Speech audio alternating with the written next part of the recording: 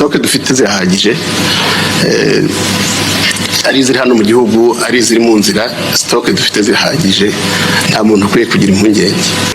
Ingaruka zimwe za hafi ni uko ibikomoka kuri peteroli birimo guhenda, ibihugu nk'icyacu bidakora ku nyanja ndetse tukaba twinjiza byinshi birenze ibisohoka.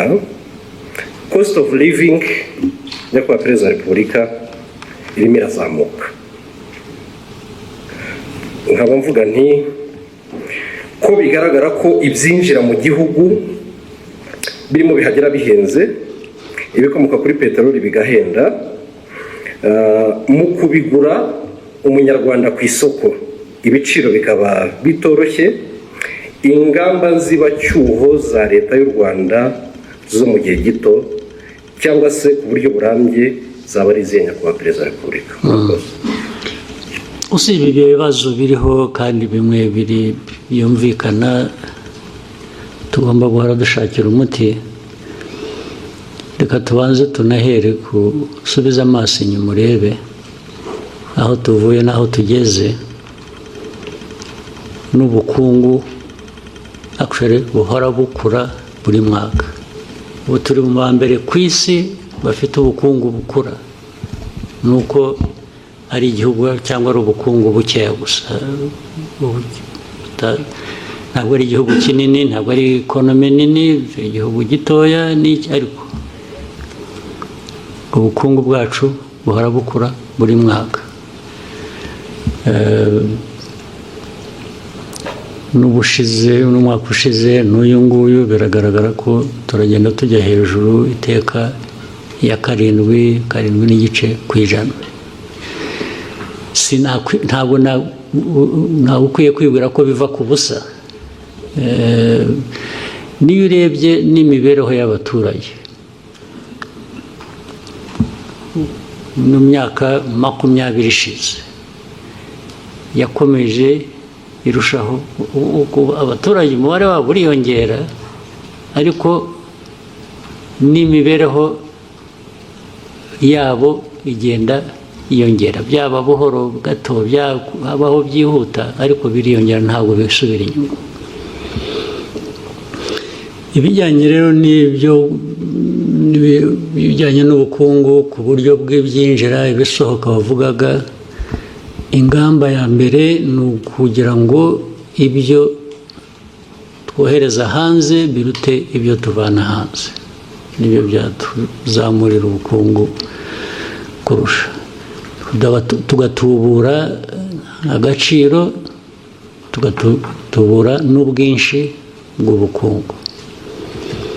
Izo nizo ngamba. Buri kintu cyose dukora biva mu bintu byinshi bitandukanye. Iyo ugiye kureba no mu bukerarugendo, igihugu gisurwa, abantu bava hanze, mu mwaka nyirango ushize barenze miliyoni n'ibihumbi 300 cyangwa 400, amafaranga avuyemo arenga miliyoni 600. Ibi byose ni ibintu dushaka ko bikomeza gukura, ariko birakura harimo ikibazo cyo kirahari kijyanye nuko ufata ibyo ufite ubu ukabigereranya n'ibyo ukeneye ubu, usanga ikinyuranyo ari kinini nyine. Ariko niyo mpamvu abantu bagomba guhora bakora uko bishobotse ku bintu byose. Rero guteza imbere inganda, guteza imbere ubucuruzi ndetse bw'ibiva hanze bukaza bwubaka ibyo dukora mu gihugu. Hari ibintu byinshi tumaze kunyuramo byari bikwiye kuba bitwigisha uko dukwiriye kuba tubikora.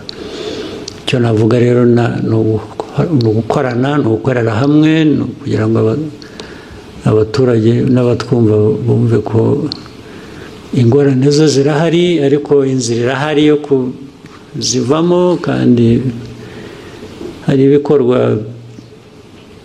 bigereranyije ndetse n'ahandi usanga turi mu ba mbere bagenda bagerageza gukora ibishoboka. Sitoke dufite zirahagije, ari iziri hano mu gihugu ari iziri mu nzira, sitoke dufite zirahagije, nta muntu ukwiye kugira impungenge. Ariko icyo navuze ni uko sitoke zirahagije, ariko intambara iriho ntabwo tuzi igihe izarangirira. So dukwiye gutangira gutekereza uburyo twajira neza ibyo dufite. Nta nubwo ari kuri peteroli gusa, ngira ngo twarebye na sitoke no ku bindi, twarebye sitoke ku miti, twarebye sitoke ku mafumbire, twarebye sitoke ku miti dukoresha mu mazi, ku byo dukoresha muri za construction, biriya byitwa bya bitumen dukoresha mu gukora imihanda. Izo sitoke zose twarazirebye, turazizi. Sitoke zihari dufite zirahagije, mu gihe umuntu yavuga ko gihagije, wenda amezi menshi ahagije mu by'ukuri, hejuru ya 6, ku buryo nubwo byahagarara uyu munsi ibyo dufite birahagije. Ariko ntabwo bizahagarara, kubera ko tuzakomeza tugure n'ibiri mu nzira byose, dukomeze tubyihutishe. Ariko uko turi mu gihugu, uko duhagaze uyu munsi, duhagaze neza, nta mpungenge zihari. Nta muntu ukwiye kugira ngo turagire icyo tubura mu mezi 2 cyangwa 3. Oya, ibyo ntabwo bizabaho. Ikiza twakura muri crise nk'iyi ngiyi ni iki? Kuko ntabwo ari ibintu bibi gusa biva muri crise. Burya iyo ucunze neza, hari igihe havamo n'ibintu byiza. Ubwo tukareba tukavuga tuti, kuki ibintu bimwe tubigura hanze, kuki tudashobora kubikorera hano? Bya bintu twavugaga byo gukora made in Rwanda, kuki intambara igomba kuba muri Ukraine tukagira ikibazo ngo twabuze kawunga, tukagira ikibazo ngo twabuze imyenda yo kwambara? So ngira ngo ibyo nabyo ni ibintu nk'abanyarwanda dukwiye kwicara tugatekereza ngo muri iyi crise tuvanyemo iki. Turimo kubitekereza rero, hari ingamba turimo gufata.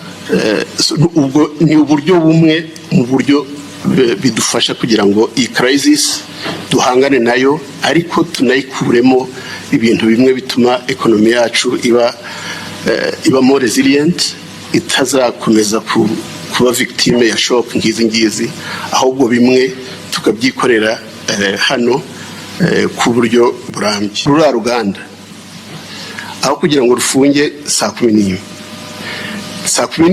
abakozi bamwe nibatangire saa 2 bagere saa 11, saa 11 ruza n'abandi bagere saa 4, saa 4 haza abandi bagere saa 10 za mu gitondo. Uruganda rukwiye gukora at least amashift 3, tukaba dukriyetinze imyanya y'akazi 3 ku ruganda rumwe. Uruganda rugakoresha capacity yarwo 100%. Ntabwo wabura uruganda ngo ukore kuri capacity ya 30%, ngo uvuge ngo urahangana n'uruganda rukora 100%.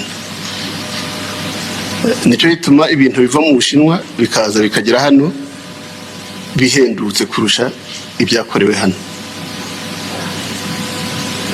Ni ibintu dukwiye kureba. Ntabwo twavuga ngo abantu ntibagure necessary ibyo mu Rwanda kubera ko ari ibyo mu Rwanda. Bakwiye kugura ibyo mu Rwanda nk'uko twabivuze, kubera ko biri competitive ku giciro, biri competitive kuri karite. Ahubwo icyo tukwiye kwicarana n'abacuruzi cyangwa n'abakora ibyo bintu mu Rwanda ni ukwicarana tukavuga ngo kugira ngo ube competitive hakenewe iki? Minisitiri w'inganda na Minister of Finance hari task bari gukora ubu ngubu yo kureba inganda zacu impamvu zikora kuri 30% capacity utilization, kugira ngo turebe uruganda ku giti cyarwo rukeneye iki. Hirya no hino mu gihugu abaturage baravuga ko bahangayikishijwe n'izamuka ry'ibiciro by'ibicanwa nk'amakara ndetse na gaze, bakaba basaba leta kubiha umurongo kuko usanga ababicuruza bari gushyiraho ibiciro bitandukanye. Kabiruka Olivier uhagarariye abadandaza gaze mu Rwanda arabisobanura, akanagaruka ku biciro byayo bitangana ahantu hose. Sina gaze gusa rero, ubwo haje n'icya peteroli, ubwo n'uburyo bw'ubwikorezi bwarahenze, bituma rero uburyo bwo kuyikuraho iva kuyigeza mu Rwanda buhenda, nayo ubwayo iba nkeya bitewe n'abayikeneye, bityo bituma igiciro kizamuka. Yakabaye igurwa ku giciro kimwe, cyane ko iva ahantu hamwe ikazanwa ivuye ku cyambu cyaba cya Mombasa cyangwa cya Dar es Salaam, yakabaye igurishwa kimwe ku ngano imwe, bivuze ngo ibiro 6 bikagura kimwe, 12 bikagura kimwe. Icyifuzo cy'abaturage nuko leta yashyira nkunganire no kubicanwa. Kuri gaze naho yadushiriramo nkunganire. Gaze yageze ku 26,000 idushiriyemo nkunganire wenda tukajya twishura wenda nka 15, aho ngaho rwose yabitugiriye neza. Mu kiganiro yagiranye n'abanyamakuru kuri uyu wa gatanu, Minisitiri w'Intebe Dr Justin Nsengiyumva yasabye abanyarwanda kwihanganira impinduka ziri mu biciro kuko atari ikibazo cy'u Rwanda gusa, ahubwo ari ikibazo cy'isi yose kirimo guturuka ku ntambara iri mu burasirazuba bwo hagati yatumye ibiciro by'ibikomoka kuri peteroli bizamuka. Yanaburiye abacuruzi. Iyi ni krize iri ku isi hose, dukwiye twese kujyanamo, buri wese akumva ko akwiye kugira uruhare nk'umunyarwanda kugira ngo dushobore kuva muri iyi krize twemye nk'uko twavuye no mu zindi twagize mbere. Ibiciro rero navuga ko biraza kwiyongera nibyo, kugira ngo dushobore kubona produit, kuko mwibaze dukomeje kubaho byakira amezi 2 cyangwa 3 ugasanga nta produit dufite ku isoko kubera ko abacuruzi bacu bataranguye. Ibintu by'ibiciro dushobora guhangana nabyo, ariko icyo tudashobora guhangana nacyo no kuvuga ngo nta produit dufite. Abakozi barahari babicunga kandi bazahana abazaba bigaragara ko bari kuba barusahurira mu nduru.